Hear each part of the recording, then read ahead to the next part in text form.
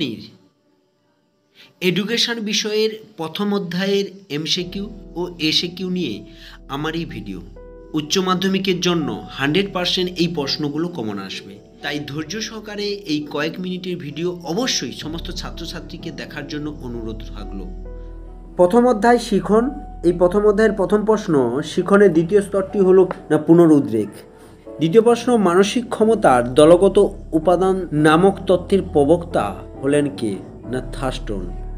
3 নম্বর প্রশ্ন, আগ্রহ হলো সুপ্ত মনোযোগ এবং মনোযোগ হলো ক্রিয়াশীল আগ্রহ। এ কথা বলেছিল ম্যাকডুগাল। খুব গুরুত্বপূর্ণ প্রশ্ন এই 3 নম্বর প্রশ্ন। 4 নম্বর প্রশ্ন, মানসিক ক্ষমতা সংক্রান্ত বহু উপাদান তত্ত্বের প্রবক্তা কি? থার্স্টন। 5 নম্বর প্রশ্ন, কেলাসিত বুদ্ধি কথাটির প্রবক্তা কি? ভার্নন। মানসিক ক্ষমতা সংক্রান্ত দ্বিউপাদান তত্ত্বের প্রবক্তা কে? না স্পিয়ারম্যান। 7 নম্বর প্রশ্ন, গ্যাগনি এর শিখনের শেষ স্তরটি হলো কি? না সমস্যা সমাধানের শিখন। 8 নম্বর প্রশ্ন, গ্যাগনি এর শিখনের প্রথম স্তরটি কি? না সংকেতমূলক শিখন।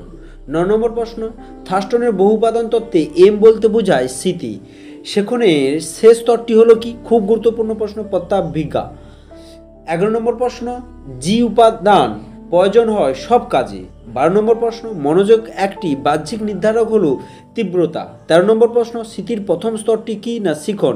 14 নম্বর প্রশ্ন, প্রত্যাভিজ্ঞা কথাটির আক্ষরিক অর্থ কি? চিনে নেওয়া। 15 নম্বর প্রশ্ন, পুনরুদ্রেক কথাটির অর্থ কি? স্মরণ করা। 17 নম্বর প্রশ্ন, কি থেকে পেশনার উদ্ভব হয়? অভাববোধ থেকে। 18 নম্বর প্রশ্ন, শিখনের প্রথম স্তরটি কি? ধারণা। 19 নম্বর প্রশ্ন, মনোযোগের ব্যক্তিগত নির্ধারক কি? আগ্রহ। 20 নম্বর প্রশ্ন, পরিণমন হলো কি প্রক্রিয়া? না স্থায়ী প্রক্রিয়া। 21 নম্বর প্রশ্ন, ইলেকট্রিক্স থেরাপির অপর নাম কি? স্পিয়ারম্যানের দ্বিউপাদান তত্ত্ব। 22 নম্বর প্রশ্ন, খুব গুরুত্বপূর্ণ, সায়েন্স অফ হিউম্যান বিহেভিয়ার বইটি লিখেছেন কে? স্কিনার। 23 নম্বর প্রশ্ন, সহগতি সহগাঙ্ককে ইংরেজি অক্ষর দ্বারা বোঝানো হয় না আর দ্বারায়? 24 নম্বর প্রশ্ন, খুব গুরুত্বপূর্ণ, অ্যাবিলিটিস অফ ম্যান বইটি লেখককে? না স্পিয়ারম্যান।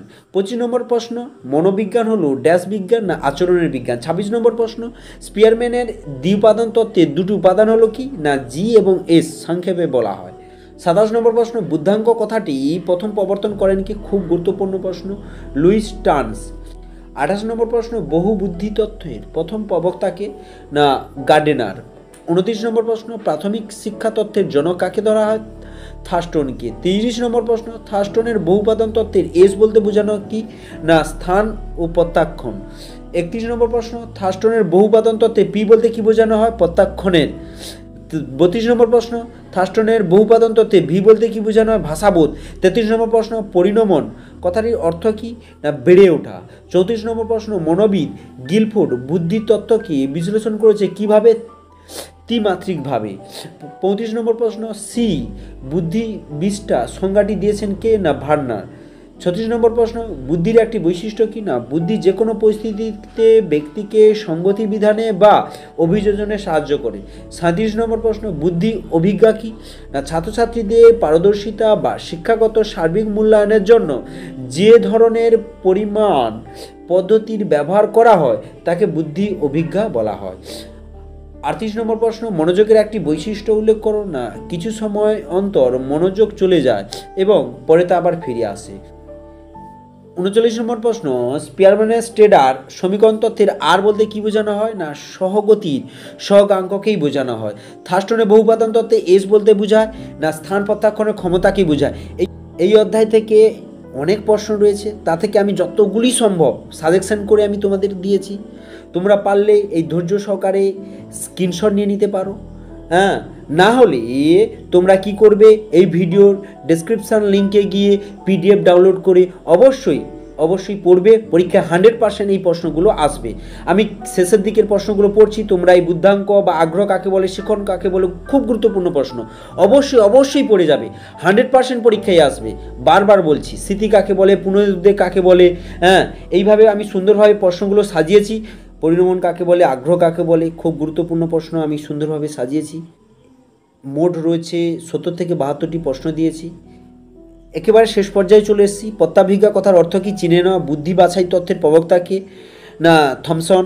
শিখনের গুরুত্বপূর্ণ পর্যায়গুলি লেখো। না, শিখনের গুরুত্বপূর্ণ পর্যায়গুলি হলো জ্ঞানার্জন, ধারণা, পুনরুত্থান এবং পুনরুদ্বেগ, তারপরেই রয়েছে প্রত্যাভিজ্ঞা। 65 নম্বর প্রশ্ন, স্পিয়ারম্যানের দ্বি উপাদান তত্ত্বে জি বলতে কি বোঝা হয়? না, সাধারণ উপাদানকে। আর স্পিয়ারম্যানের জি উপাদান তত্ত্বে এস বলতে না বিশেষ উপাদানকে বোঝানো হয়। 67 নম্বর প্রশ্ন, জৈবিক পেশনা বলতে কি বোঝো? না, কোনো ব্যক্তির শারীরিক চাহিদাগুলি থেকে যে পেশনার উদ্ভব হয় তাকে জৈবিক পেশনা বলে, যেমন আমরা সবাই জানি ক্ষুধা, তৃষ্ণা, এইগুলোই। 68 নম্বর প্রশ্ন, ব্যক্তিগত পেশনা বলতে কি বোঝো? না, ব্যক্তির মধ্যে আত্মসচেতনাকে কেন্দ্র করে যে সকল মানসিক চাহিদা দেখা দেয় এবং তার ফলে যে পেশনার উদ্ভব হয় তাকে ব্যক্তিগত পেশনা বলে। সামাজিক পেশনা কি? না, ব্যক্তির মধ্যে সামাজিক চাহিদার উদ্ভব হলে যে পেশনা সৃষ্টি হয় তাকে সামাজিক পেশনা বলে, উদাহরণ ভালোবাসা, নিরাপত্তা প্রভৃতি। যান্ত্রিক স্মৃতির অর্থ কি? কোনো বিষয়বস্তু না বুঝে কেবল বারবার চর্চা বা পুনরাবৃত্তির মাধ্যমে শেখা হলো সেই অভিজ্ঞতা স্মরণ করা হয়, তাকে যান্ত্রিক স্মৃতি বলা হয়। 72 নম্বর প্রশ্ন, আইকিউ বা বুদ্ধাঙ্ক সূত্রটি কি? না, এমএ অর্থাৎ মানসিক বয়স বাই সিএ সাধারণ বয়স ইন্টু 100। খুব গুরুত্বপূর্ণ প্রশ্ন এই 72 নম্বর প্রশ্ন। এবং শেষ প্রশ্ন, পেশনা চক্রের ধাপগুলি একটি চিত্রের মাধ্যমে বা রেখাচিত্রের মাধ্যমে দেখাও। না, ধাপগুলি হলো একে অভাববোধ, তারপরে 2 নম্বর তাড়না, 3 নম্বর সহায়ক বা যান্ত্রিক আচরণ, 4 নম্বর লক্ষ্য বা উদ্দেশ্য। ভিডিওটি অবশ্যই ভালো লাগলে লাইক করো, বন্ধুদের মধ্যে শেয়ার করো এবং পরবর্তী ভিডিও সাজেশন পেতে, এমসিকিউ, এসিকিউ এবং বড় প্রশ্নের সাজেশন পেতে অবশ্যই ভিডিওটি সাবস্ক্রাইব করো।